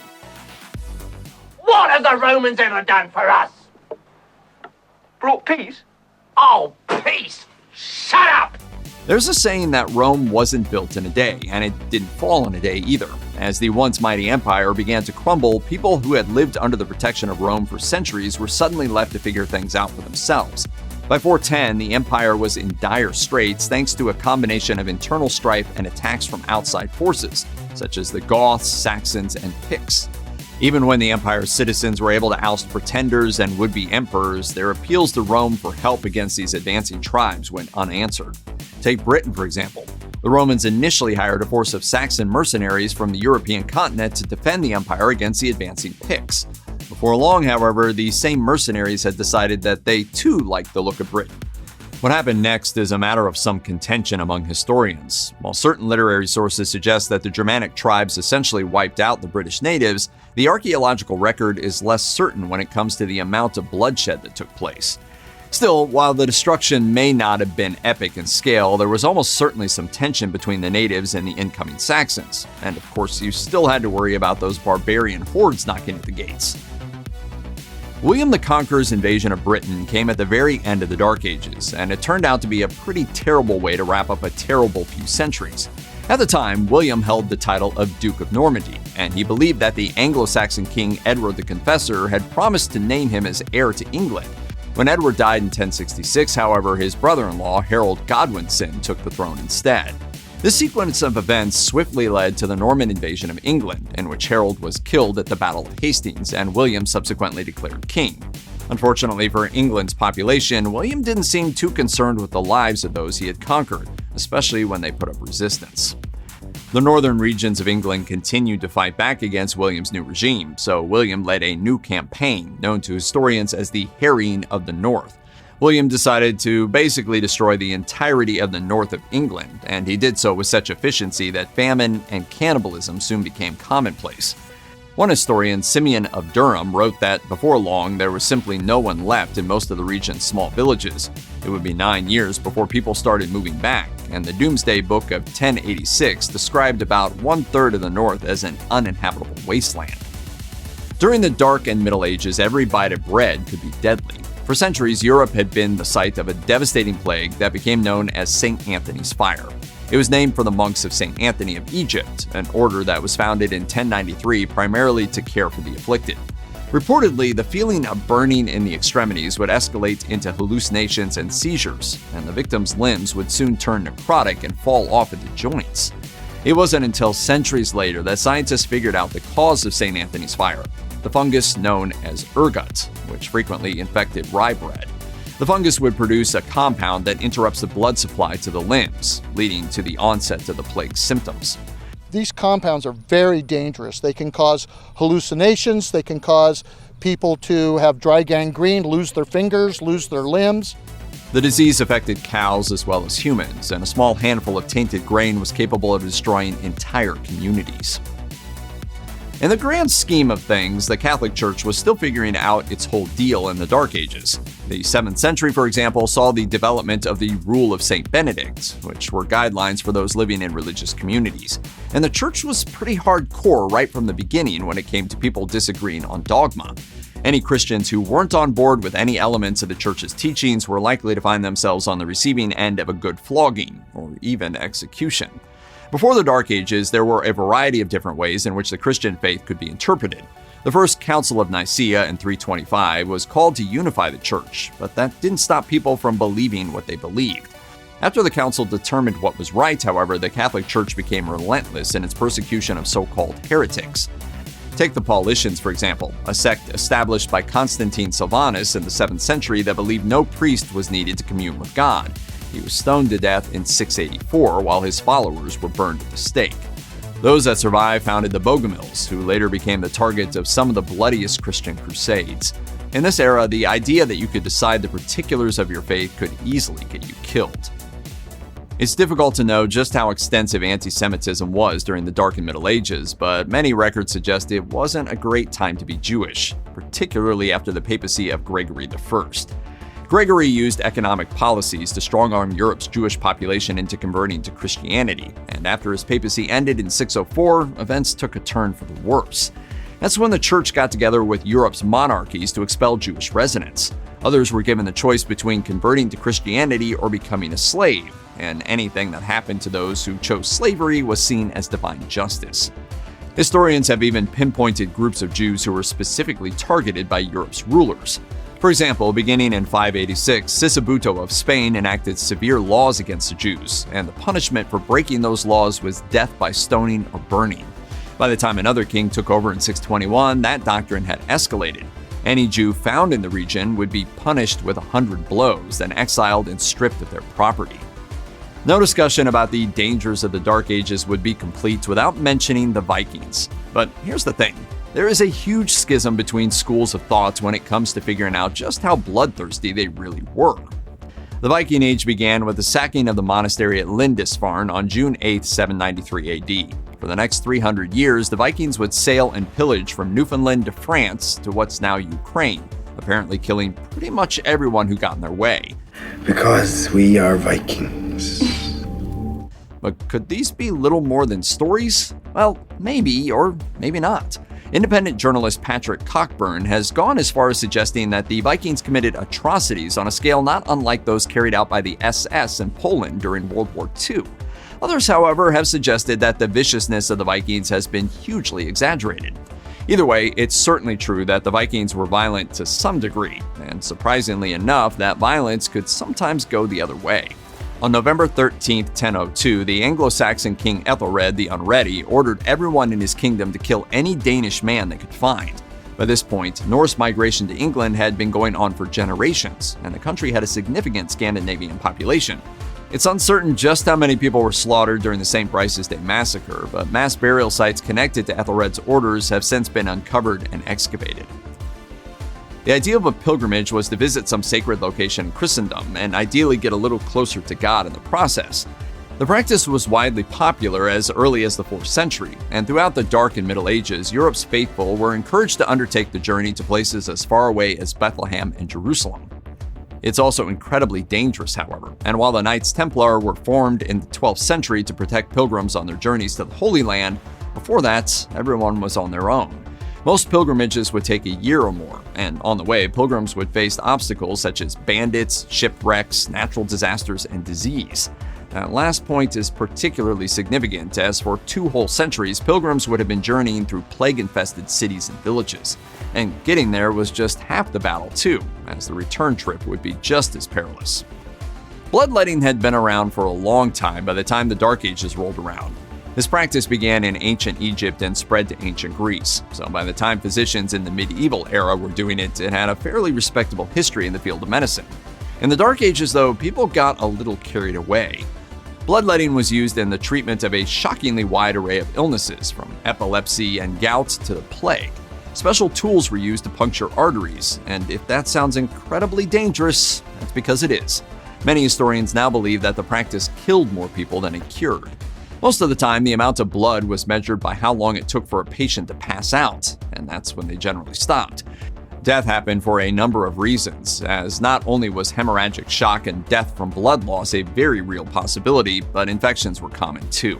At a time before antibiotics, a wound becoming infected was more or less a death sentence. Much research has been done on the worst time in history for a European to have been alive, and the mid-6th century is a strong contender for the title. You've got the Justinian Plague, of course, which was really getting into the swing of things at this point in time. There were also a series of volcanic eruptions that began in 536. The first was so huge that it filled the Earth's atmosphere with dust, sulfur, and ash, and so much debris that it blocked out the sun for an incredible 18 months. The result was a global drop in temperatures, leading to widespread crop failure and famine. Layer the plague on top of that, and you've got a scenario best described by the Byzantine historian Procopius, who wrote, "Men were free neither from war nor pestilence, nor any other thing leading to death." Strangely enough, it was believed for a long time that the environmental effects of those eruptions had been exaggerated by contemporaries. It wasn't until the 1990s that data from tree rings confirmed that the stories were absolutely true, and that the world had been plunged into what's now known as the Late Antique Little Ice Age. As Harvard professor Michael McCormick sums it up, it was the beginning of one of the worst periods to be alive. Not much happened in the Middle Ages, right? Probably some plague, some dukes and nobles that weren't so covered in mud, and strange women lying around in ponds distributing swords. That last part might not be totally historical, but there were a lot of weird, messed up things going on in the Middle Ages anyway. The Crusades were a series of holy wars waged by the Catholic Church in an attempt to regain control of the Holy Lands, so it follows that the Children's Crusade would be a war waged by children. That couldn't be right, could it? Well, turns out it totally is. One group of crusaders was led by a 12-year-old shepherd named Stephen, who claimed Christ had appeared to him and told him to go forth and conquer. When Philip of France refused to offer his merry band of preteens support on their crusade, and instead told him to go home, he took matters into his own hands. Thousands of children mustered to the call of both Stephen and another child leader named Nicholas. Word spread, and while it's not clear what exactly happened to all of the children of the Children's Crusade, what historians do know is that most of them didn't return home. Some were killed when the ships they'd hired to take them closer to the Holy Land were wrecked, and others boarded ships that took them to Egypt and a life of slavery instead of to the righteous war they'd planned. While it's thought some of Nicholas's crusade may have made it as far as the Holy Land, history has essentially forgotten their grand designs and devotion. If the term mob football sounds like more riot than sport, that's a pretty accurate impression of what medieval football actually was, a super violent precursor to the modern game. The ball was a leather bladder, and the goals were a random distance apart, anywhere from a few hundred yards to miles. Anyone could join in, there was no limit to players, and that was pretty much it. It started around the 8th century, and early rules included only two: no murder and no manslaughter. They were different times. Some of the stories say the whole thing started not with a ball, but with the head of a Danish prince who'd learned the hard way Britain wasn't about to be conquered easily. Kings spent a huge part of the Middle Ages trying to ban it, and encouraging their good citizens to pick up a useful pastime instead, like archery and learning to kill people in a more civilized manner. The bans didn't work. People loved their football. Bumps, bruises, accidental death and all. In 1484, the ironically named Pope Innocent VIII kicked off the Season of the Witch with a papal bull denouncing German witches. He started by blaming witches for the Little Ice Age, a period of cold and crop failures that led to mass starvation and crime.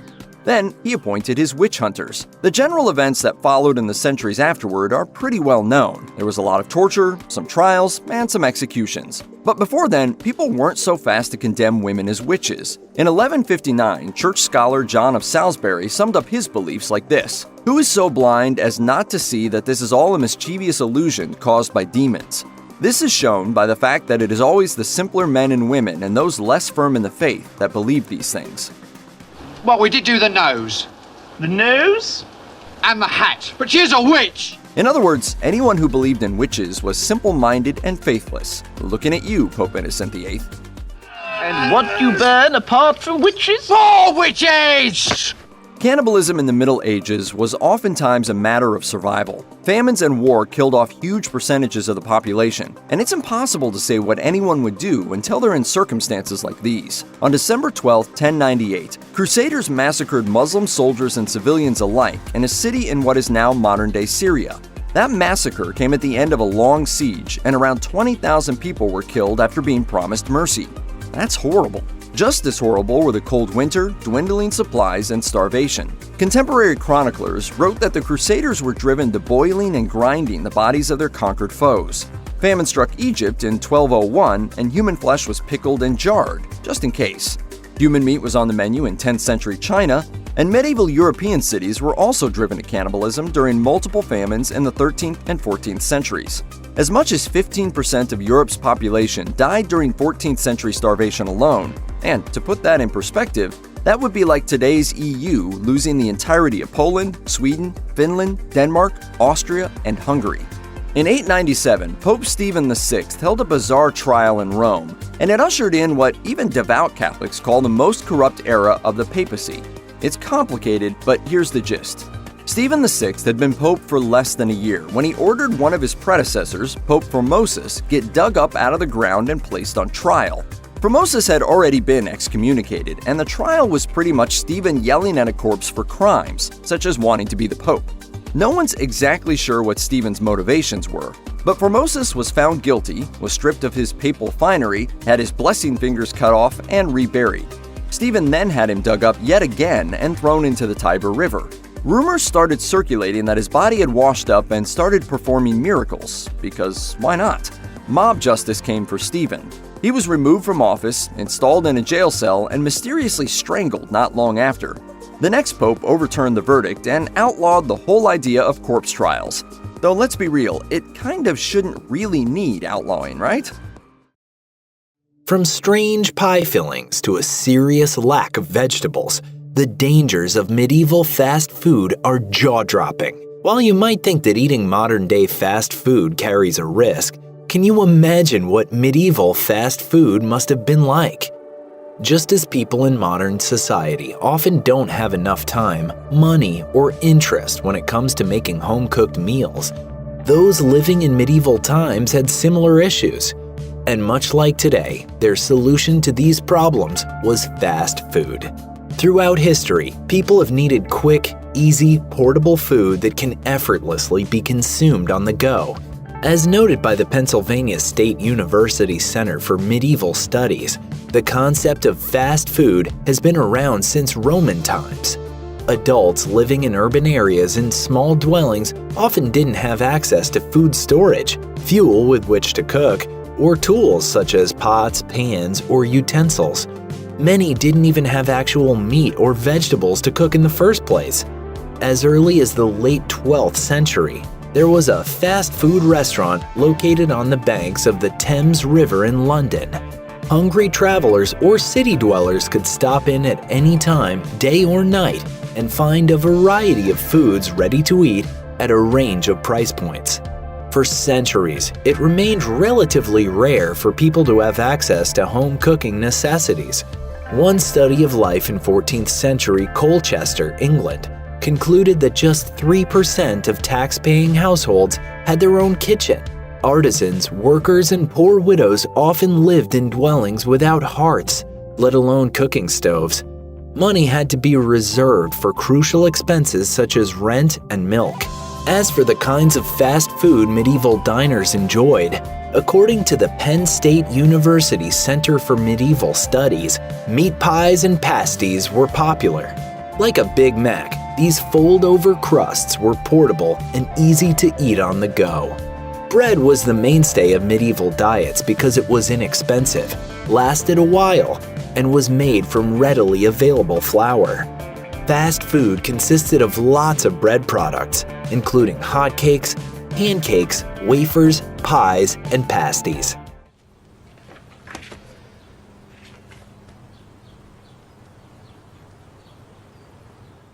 Furthermore, historians have found evidence of regulations forbidding bakers to charge more than a penny to put a customer's meat into a pastry and bake it. This made it even more of a bargain for people with limited funds. Another similarity between medieval fast food and modern fast food is the bad reputation with which these eateries were saddled. In medieval times, the cooks themselves who prepared and sold these foods were often seen as dirty and dishonest. Sources indicate that some cooks made food from tainted meats, reheated and served days-old pasties that were on the verge of spoiling, and sold beef pasties as venison. To make matters worse, many cooks were reportedly disguising tainted dishes with an abundance of spices and herbs.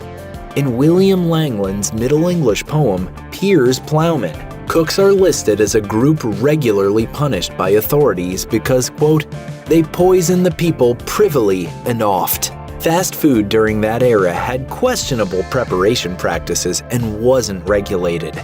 Today, it's still considered an unhealthy option, though we generally have better food practices now. But whatever social class someone occupied during that time, a meat pie here and there didn't stand a chance against their overall poor diets. So in the long run, those quick eats at riverside cookshops wouldn't have made much of a difference. The medieval diet was lacking in many areas, and the poor and elite all suffered by not getting adequate vitamins and nutrients for proper bodily functions. It resulted in several health conditions common at the time. Lucky for the poor, due to social attitudes that said fruits and vegetables were for peasants, they had better access and opportunities to eat them. But another attitude of that time also said that fresh produce couldn't be eaten raw and had to be cooked. This meant that a lot of significant nutrients were lost. For the most part, the medieval diet mostly consisted of what we call carbohydrates today. But even with the health risks that came with their food practices, some experts say it fares better than what people actually eat today. Communal coffins, cinnamon toothpaste, and a surprisingly enlightened work schedule. A love-hate relationship with cats, and an official office of the dead. Life in the Middle Ages had its weird parts, but here's the strangest thing. It wasn't all that different from our lives today. Let's start with a quick disclaimer. The term Middle Ages covers a lot of ground, like a millennium's worth. History says it's generally considered to be the period between the fall of the Roman Empire in 476 all the way to the 14th century and the Renaissance. That said, defining what life was like is a little difficult, and no, it wasn't the same for everyone. But there were some massive cultural changes that stayed consistent through and through, impacting people from the highest of the high to the lowest of the low. These changes included things like the rise of organized religions, Christianity and Islam the most popular among them. Rural life was the norm, city life was constantly evolving, and everyday life, it looked a lot different than it does today.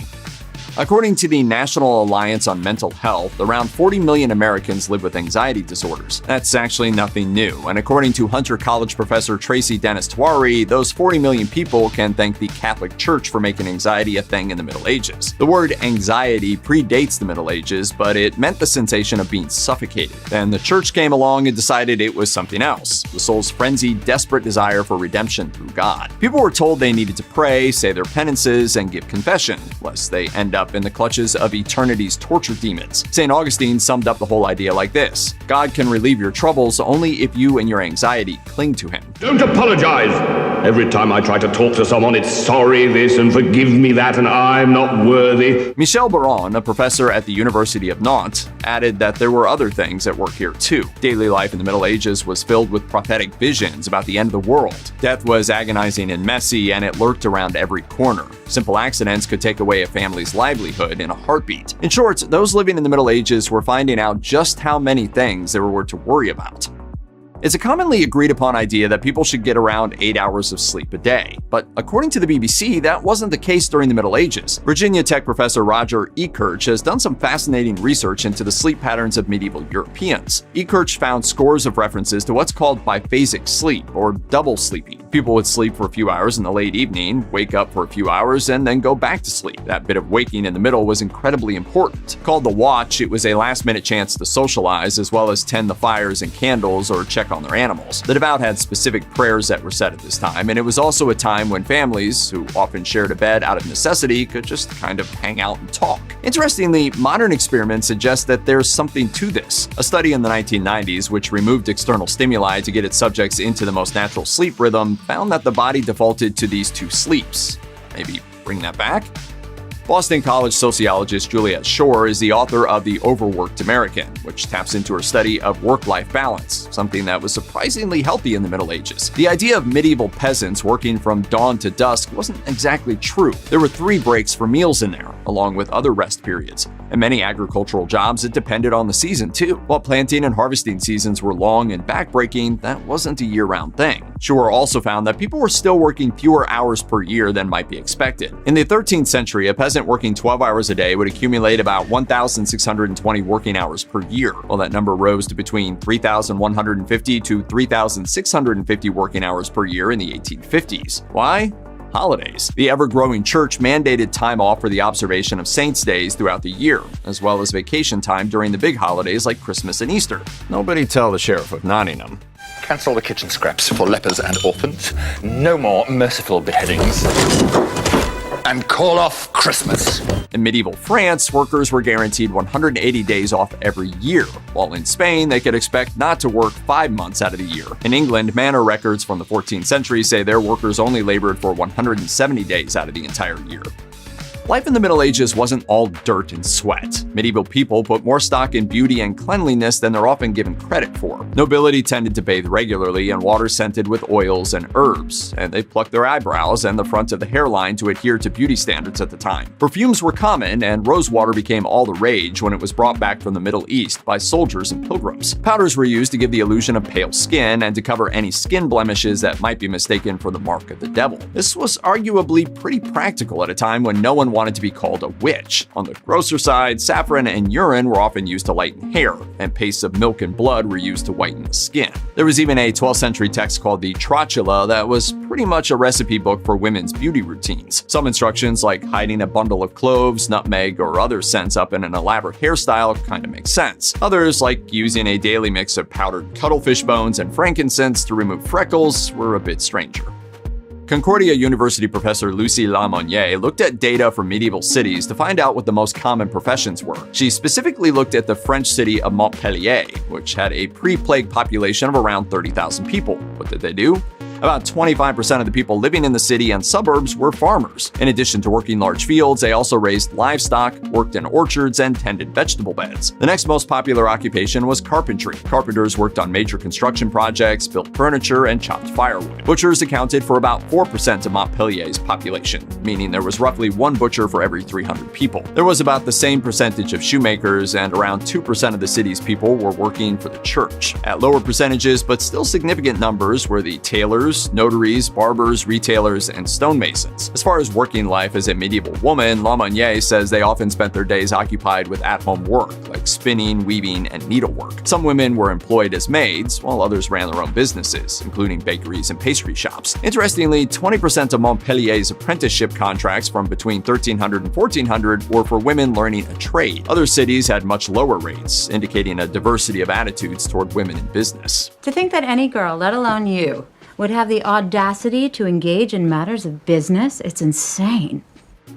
If you think carbs are life, the Middle Ages may be your paradise. Bread was the end-all be-all of diets throughout the era, so important that most areas had laws governing everything from the making to the sale of bread. The idea was to guarantee everyone had some, and the recommendation was a lot. According to medievalists, it was advised that people had at least 2 pounds of bread every day, and Europeans could bake bread out of anything from rye and spelt to oats, rice, acorns, and peas. At the heart of bread's widespread popularity is the connection with Christ and the Last Supper. If it was good enough for him, it was good enough for everyone else. Historian Debbie Banham notes that Christianity is also behind white bread's ridiculous popularity. In spite of the fact that it was much more difficult to make, it was long thought to be the best of the best, starting with the Christian conversion of 3 7th century kings. The missionaries who converted the kings insisted on wheat-based white bread for the Eucharist, and it became wildly popular as a result. It was, however, expensive, and most of the working classes ate darker whole grain bread instead.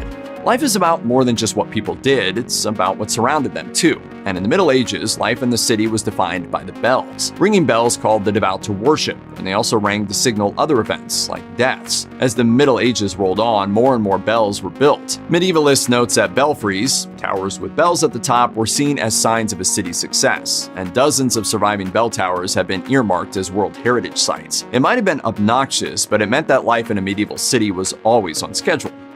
We've all heard that people in the Middle Ages didn't have the life expectancy that people have today. That's not to say that everyone died suddenly in the prime of their life. So what kind of support was provided to the elderly? According to medievalists, elderly family members were typically cared for by their relatives. For those who had no family, evidence from historical records suggests that others in the community would offer support, friendship, and comfort to their elderly neighbors. There were a few different social structures in place to make sure the elderly were fed and cared for when they could no longer work, with part of the responsibility falling on the wealthy. Many would provide pensions for their own servants so they could live comfortably once they aged out of work, and donated heavily to provide for other elderly individuals in need. Monasteries would typically devote alms to the support of not just the elderly, but also widows, orphans, and the disabled. If someone had been part of a guild or fraternal society, these organizations also had resources devoted to elder care. It was widely considered just the good thing to do, with many of the elderly cared for and housed in hospitals associated with religious communities. Perfectionism is so deep-seated in so many of us that it's not always recognizable as a harmful drive. According to the BBC, the need to be perfect and the mental and emotional struggles that happen when we inevitably fall short are linked to a slew of health problems. Interestingly, people in the Middle Ages were living with the same burden. That's according to medieval scholar Irina Dumitrescu. She says that a study of medieval literature reveals just how obsessed the era was not only with perfection, but also with reminding people how deeply fallible they were. She cited works like the autobiography of Marjorie Kemp, Sir Gawain and the Green Knight, and the works of Geoffrey Chaucer, particularly the story of the Wife of Bath. These illustrated the purity of the lives of saints, the ideals of chivalry, and the perfection of virginity, respectively. I give to you the seeker of serenity, the protector of Italian virginity, the enforcer of our Lord God. Dumitrescu found it was a recurring pattern. Medieval literature told people how perfect they should be, then added more thoughts on why they were never going to achieve that perfection. It was truly a millennium of flops.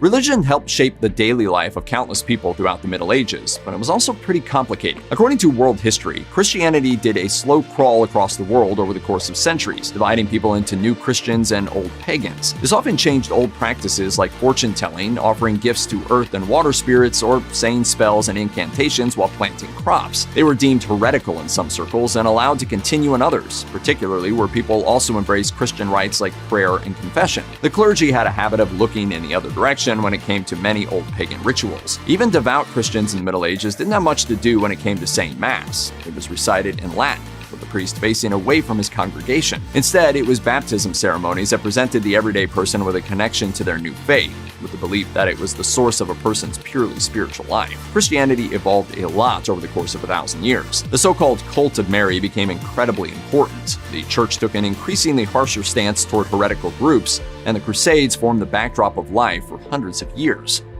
Medieval teeth are often rumored to be pretty nasty. Bow to her! Bow to the Queen of Slime, the Queen of Filth, the Queen of Putrescence! But that's not actually the case at all, according to historian Tim O'Neill. Not only were white teeth and pleasant breath considered desirable, but people also tended to make dental care a part of their daily routine. Tooth decay was actually fairly rare for a few reasons, starting with the lack of added sugars in the typical diet. The impact of coarsely ground bread also wore the teeth down smoother than with more varied diets. That means there were fewer places for bacteria to get stuck, and when they cleaned their teeth, which they often did usually with linen cloths, they would remove particles before they turned into problems. Historian Danielle Cebulski says that regularly using toothpaste was absolutely a common thing too. She's found some medieval recipes for making homemade toothpaste, and they don't sound all that terrible. One called for using powdered walnut shells and rinsing with warm wine, while others suggested a powder made of ingredients like cinnamon, wormwood, olives, date pits, and clove. Traveling?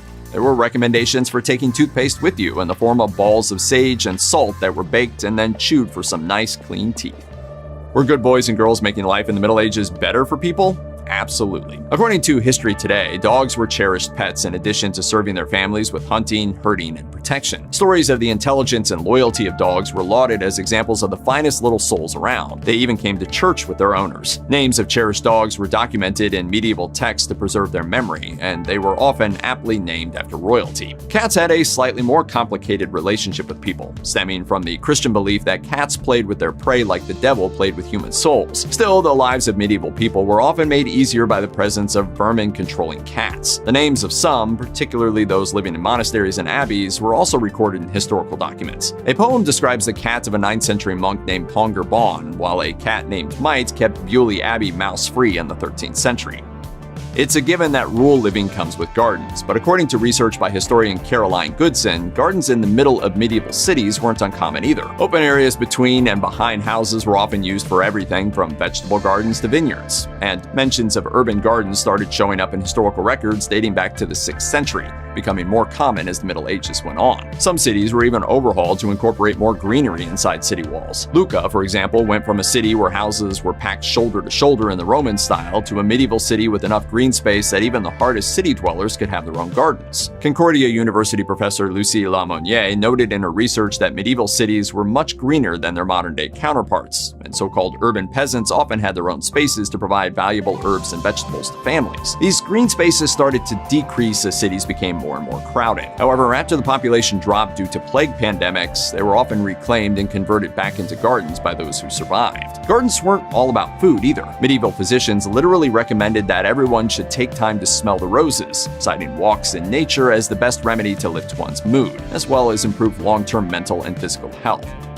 Respect for the dead has always been a defining aspect of human civilization, with different cultures showing respect in a variety of ways, evolving through time. That's especially true of the Middle Ages, and archaeologists have discovered the fascinating truth about the experience of dying in medieval times. According to National Geographic, an investigation into burial positions turned up the occasional face-down burial. There weren't a ton of these burials, but their central location in church cemeteries and the finery they were buried with might lead us to believe it was a favorable position. Face-down burial was considered a powerful powerful final gesture of humility and penance. Bodies were typically washed, wrapped, and kept in the home for a few days as the community said their goodbyes. Services would be held at the church, and deaths would be recorded by the ominous-sounding Office of the Dead, so names could be recited long after the person had passed. According to research by the University of Guelph, it was incredibly important for people, particularly members of the clergy, to remember and pray for the dead. They believed these services of remembrance would help departed souls on their way to heaven. Wait! Bodies, they must be pulled up. There are words which must be spoken from the Book of Solomon to ensure they do not rise again. Research from the University of Hull adds this not-so-fun fact to the mix. Coffins were communal. Bodies were often buried in shrouds because families would have to give the coffin back to the church. What do you think? Should we start going splitsies?